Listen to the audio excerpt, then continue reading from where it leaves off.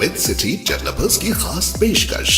जहांगीर पीर दरगाह से 2 किलोमीटर पहले 6,000 रुपए पर स्क्वायर यार्ड, शमशाबाद एयरपोर्ट से कुछ ही दूरी पर। तो जल्द से जल्द हमसे रब्त अदा करें। With city developers private limited, behind choice function hall, VIP colony, Chandrayan Gutta, Hyderabad.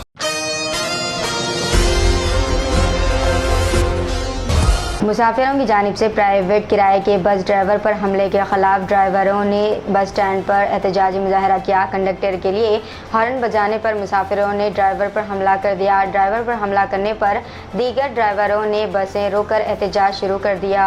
इनका कहना था कि ये शर्म की बात है कि इन लोगों पर जिस्मानी हमले किए जा रहे हैं जो हमेशा मुसाफिरों को बहिफाजत इनकी मंजिलों तक पहुँचाते हैं।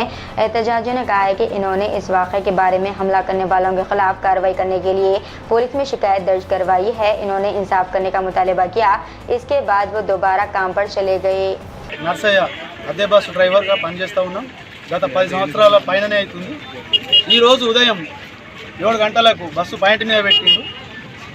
పాయింట్ మీద పెట్టి కండక్టర్ కోసం 2 సార్లు హారన్ కొడితే ఒక ప్యాసింజర్ వచ్చేసి ఏంద్రా హారన్ కొడుతున్నావు, తెలివి లేదా అట్లా అంటే మంచిగా మాట్లాడండి, అట్లెందుకు మాట్లాడుతున్నారు అని అంటే ఏంద్ర మర్యాద ఇచ్చాడు ఎవనిరా నువ్వు అంటూ బూతులు తిడుతూ డ్రైవర్ సైడ్ ఉన్న డోర్ను తీసేసి సీట్లో ఉన్న డ్రైవర్ని కిందికి లాగి 2-3 భౌతికంగా ఇదే బస్టాండ్లో దాడి చేయడం జరిగింది.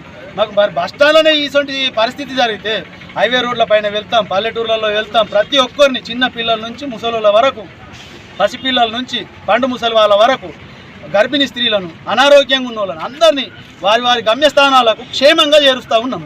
అటువంటి మాకు ఇటువంటి భౌతిక దాడులు జరుగుతూ ఉంటే మేము ఎంతవరకు సహించాలి? నిన్ననే నాపై దాడి జరగడం జరిగింది. మహిళలైతే కొద్దిమంది మహిళలైతే అతి దారుణమైన నీచమైన పదాలు వాడుతూ డ్రైవర్లను తిట్టడం జరుగుతూ ఉన్నది.